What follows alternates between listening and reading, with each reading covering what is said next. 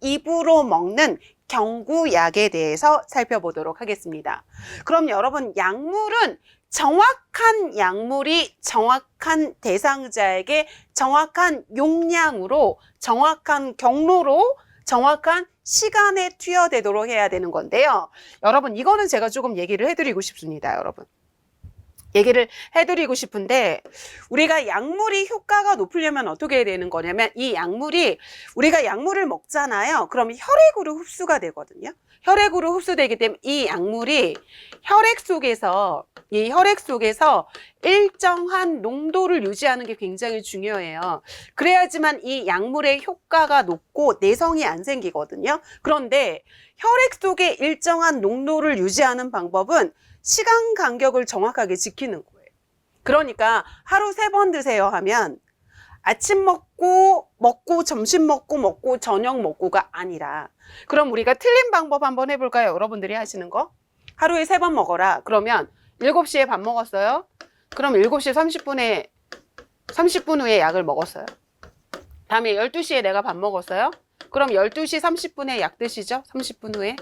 다음에 내가 6시에 밥 먹었어요. 오후. 그러면 6시 30분에 약을 먹을 거 아니에요. 그죠? 그러면 봅시다, 여러분. 그러면 지금 5시간 만에 약을 드신 거고요. 6시간 만에 약을 드신 거고요. 다음에 얘는 바로 무려 13시간 만에 약을 먹은 거예요. 그러면 진했다가 중간이었다가 흐려졌다고 하거든요. 그러면 우리 혈액 속에 농도가 유지가 안 되면서 이 약물에 대한 내성도 생기고, 이 약물을 알아차렸기 때문에 내가 예전에는 감기 걸렸을 때 그 약을 먹고 괜찮았는데, 이제 내성이 생기게 되면 그 약물이 듣지 않아요. 그럼 더 센 약, 더 센 약, 더 센 약으로 넘어가야 되고, 항생제 내성 같은 것만 생기게 되거든요. 그렇기 때문에 우리가 약을 먹을 때 중요한 건 정확한 시간 간격 지키셔야 되거든요. 하루에 3번 먹어라. 그럼 8, 3, 24잖아요. 8시간 간격 지켜주셔야 돼요. 그럼 바로 뭐냐면 7시에 약을 먹었어요. 그럼 8시간. 8시, 9시, 10시, 11시, 12시, 1시, 2시, 3시.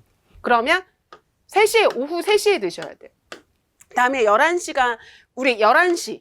이렇게 정확하게 8시간, 정확하게 8시간, 정확하게 8시간 간격을 지켜줘야지만 혈액 속에 일정한 약물의 농도가 유지돼서 약물 치료 효과가 높은 거거든요. 그래서 건강보조제도 그렇게 드셔야 돼요. 하루에 한 번 먹는 약이다. 그럼 뭐 10시에 먹었다, 11시에 먹었다, 2시에 먹었다가 아니라 알람을 맞춰 놓고 정확하게 딱 24시간 간격으로 드셔야지 약물의 효과가 높다라고 생각을 하시면 되거든요. 그렇기 때문에 어르신도 병원에 가기 전에 나 병원에 가니까 미리 약 먹고 가야지. 그러면 어르신 안 돼요. 약물은 정확한 시간 간격을 지키셔야 되니까 제가 알람을 설정해 놓을 테니까 그 시간에 제가 알려드릴게요. 약하고 물하고 우리 챙겨갈까요? 해가지고 같이 가셔야 된다고 생각하시면 됩니다. 그래서 이 약물은 정확한 시간이 되도록 투여하셔야 되고요.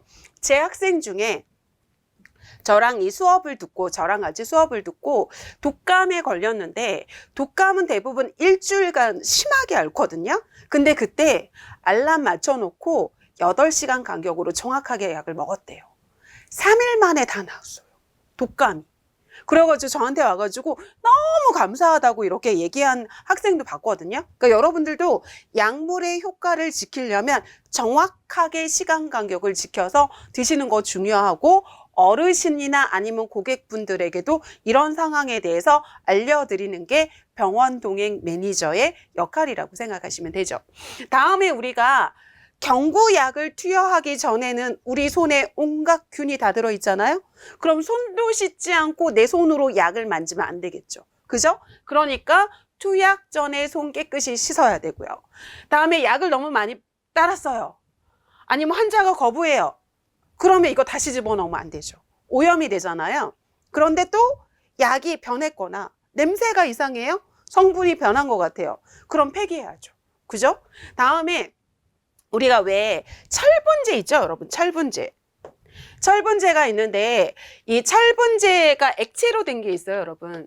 이 철분제가 이렇게 액상 형태로 돼 있는 게 있거든요. 근데 얘를 그냥 이렇게 먹잖아요. 그럼 치아에 착색이 돼요. 그러면 치아에 착색이 되면 안 되니까 이런 거는 어떻게 해야 되는 거야? 빨대로 먹어야지 치아에 착색이 안 되거든요. 그러니까 치아 변색에 염려가 있는 약을 어르신이 드세요. 그럼 이렇게 드신다고 할 때 어르신 그러면 치아에 이게 색이 착색이 되기 때문에 빨대로 사용해서 드세요 하고 얘기 드려야 되죠, 여러분. 다음에 의식이 없는 무의식 대상자나 삼킬 수 없는 환자는 경구 투여하면 질식의 우려로 사망하거든요, 여러분. 질식의 우려가 있기 때문에 그러면 안 되고요. 다음에 이것도 제가 꼭 얘기해 드리고 싶거든요. 여러분, 약물은 선택작용이 있어야 돼요.